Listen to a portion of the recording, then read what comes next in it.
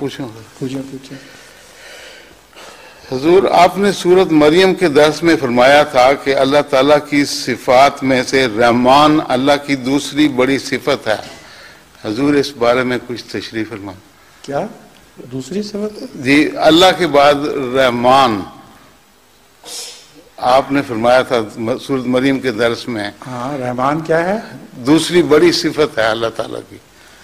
اللہ کے نام کے بعد ہاں جی. رحمان نام جو ہے، ہاں جی. صرف اسی نام سے اللہ کو کئی دفعہ قرآن کریم میں پکارا گیا ہے. جی. تو اللہ کا دوسرا نام ہے رحمان. ہاں جی. اور خدا تعالیٰ کے چونکہ سارے نام صفاتی ہیں، صرف رحمان صفاتی نام نہیں بلکہ تمام نام صفاتی ہیں. جی.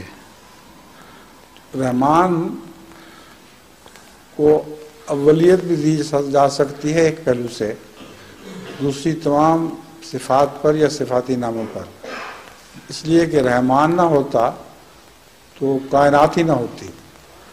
کیونکہ رحمان کا مطلب ہے بن مانگے دینے والا. ہاں جی. تو مانگنے والے تو رسول اللہ صلی اللہ علیہ وسلم خدا تعالیٰ کے خون کے بعد پیدا ہوتے ہیں. پہلے کون خدا سے کہنے گیا تھا کہ ہمیں پیدا کرو؟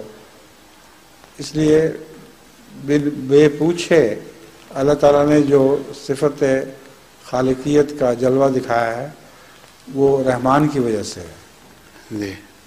تو یہ مجھے پتہ نہیں میں نے کیا کہا تھا، آپ کس طرف اشارہ کر رہے ہیں، مگر رحمان اللہ کے بعد نمبر 2 نام رحمان ہے. ہاں جی. اسی لیے قرآن کریم میں آتا ہے بسم اللہ الرحمن الرحیم.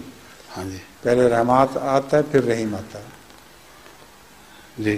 الحم شریف میں بھی رحمان کا ہاں، الحم شریف. ہاں جی. جی، جزاک اللہ.